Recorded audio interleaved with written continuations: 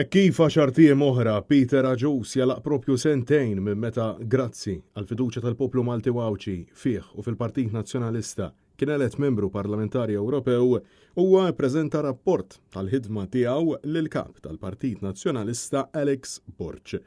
Dan kif il-ġimgħa filgħodu il-kap tal-Partit Nazzjonalista laqa fl-uffiċċju tiegħu lill-MP Peter Aġus illi spjega kif f'dawn is-sentejn ħadem fuq aktar minn 200 emenda korporati fi 22 liġi differenti fosthom il-ħidma fl-agrikoltura, xiri ta' mediċini orħos sabiex pajjiżna jixtri bi prezzijiet aħjar, ħtieġa ta' aktar trasparenza rigward direct orders, kif ukoll reżistenza brabta mal-VRT e kif l-Unjoni Ewropea ridet tagħmel dan il-proċess li jsir darba fis-sena. Madankollu l-MP Aġus insista li din il-proċedura għandha tibqa' kull sentejn.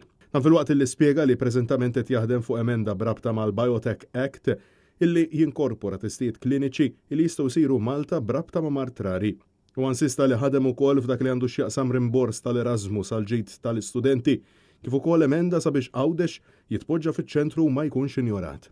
Peter Aġus insista li l-aktar emendi għal-qalbu huma dawk li għandhom x'jaqsmu mas-saħħa tan-nies e kif spjega li dawk kollha li ressaq brabta mal-mediċini intlaqgħu kollha kemm huma.